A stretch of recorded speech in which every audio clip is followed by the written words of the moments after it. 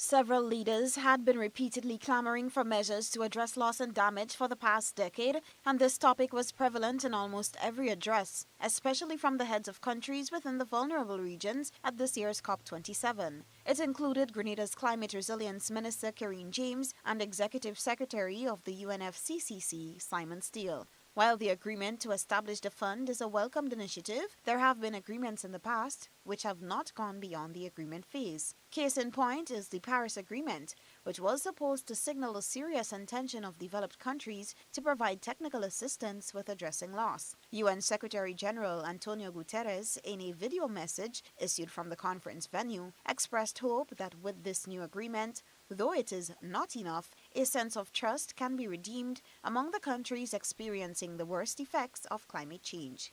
From the beginning, this conference has been driven by two overriding themes: justice and ambition. Justice for those on the front lines who did so little to cause the crisis, including the victims of the recent floods in Pakistan that inundated 1/3 of the country. Ambition to keep the 1.5-degree goal alive and pull humanity back from the climate cliff.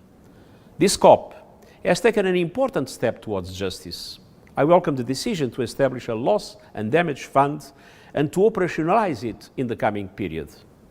Clearly, this will not be enough, but it is a much-needed political signal to rebuild broken trust. Guterres spoke of new steps toward climate justice, which must be taken in order for promises to be fulfilled. He said an agreement is one thing, but action is what is needed, given the direction the world is heading regarding climate change. Justice should also mean several other things. Finally making good on the long-delayed promise of $100 billion a year in climate finance for developing countries. Clarity and a credible roadmap to double adaptation finance. Changing the business models of multilateral development banks and international financial institutions. They must accept more risk and systematically leverage private finance for developing countries at reasonable costs.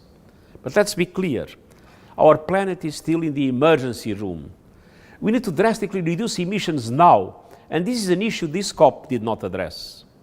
A fund for loss and damage is essential, but it's not an answer if the climate crisis washes a small island state off the map or turns an entire African country to desert. The Secretary General reiterated the call for the world to lower its emissions and make better climate-smart choices.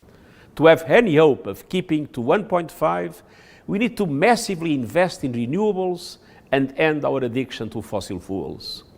We must avoid an energy scramble in which developing countries finish last, as they did in the race for COVID-19 vaccines. Doubling down on fossil fuels is double trouble. The Just Energy Transition partnerships are important pathways to accelerate the phasing out of coal and scaling up renewables. But we need much more. That is why I am pushing so hard for a climate solidarity pact. A pact in which all countries make an extra effort to reduce emissions this decade in line with 1.5-degree goal.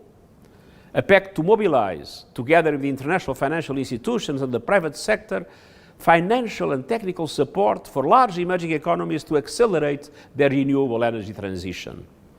This is essential to keep the 1.5-degree limit within reach and for everyone to play their part. During his closing remarks at Sharm el-Sheikh, Egypt, UNFCCC Executive Secretary Simon Steele said they have finally determined a way forward to addressing a conversation on funding for loss and damage, which has been ongoing for years. The COP27 UN climate talks began on Sunday, November 6 and convened on Friday, November 18, 2022. For GBN News, Beverly Telesford.